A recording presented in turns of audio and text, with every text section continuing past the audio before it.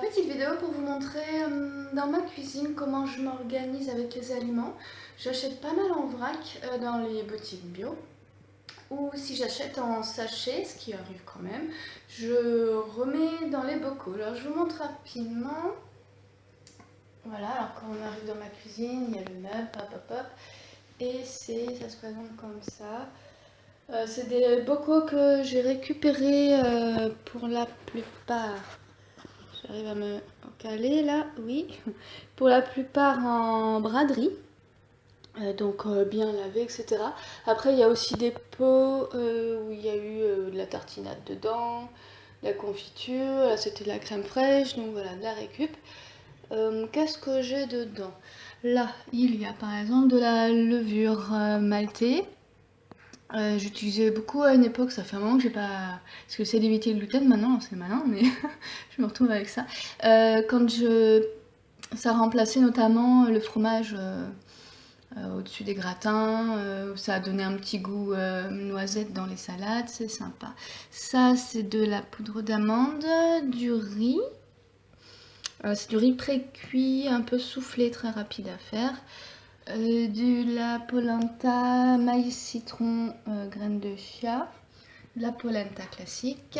Des petites graines pour aller dans les salades. Donc il y a tournesol, qu'est-ce qu'il y a? Des graines de courge, de l'avoine apparemment. En dessous, du riz de Camargue. Du riz sushi, je crois celui-là. Non, basmati. Là, c'est le riz à sushi. De la cardamome que parfois je mets dans mes petits déj ou pour que je fais infuser dans mon thé. Des graines de... Ah, je sais plus le nom. Si ça me revient, je vous dis. Des pâtes pré-cuites. Alors pareil, dans la poêle et dans l'eau, 5 minutes même pas, c'est pratique. Des haricots rouges azuki. Un mélange de graines de lin, graines de chia. Du pollen. Là, il n'y a plus rien. Je crois qu'il y avait des figues séchées dedans. Et de la poudre de coco. Voilà, donc ça, comme ça fait joli. J'ai aussi une autre partie. Je vous montre ça de suite. Là, c'est mon coin petit-déj. Donc là, c'est tout ouvert parce que je viens de prendre mon petit-déj et pas... Voilà, donc ça, c'est des flocons de millet, des flocons de haricots azuki, des épices pour agrémenter, au besoin, une figue séchée et des dattes. Et des petites graines encore, là, pour le matin. J'en mets parfois dans les salades aussi. Donc tournesol, cacahuètes et raisins secs. Ensuite, j'ai également...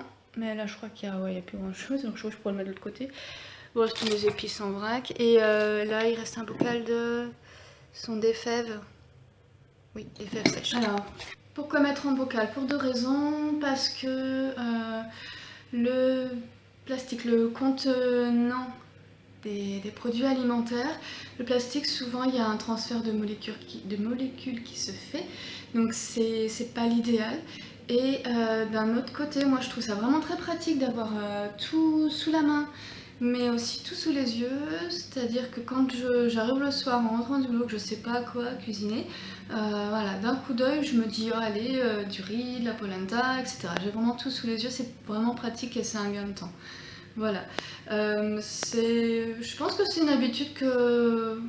C'est joli en plus, enfin, au niveau de la déco, moi je trouve ça sympa quoi. Voilà.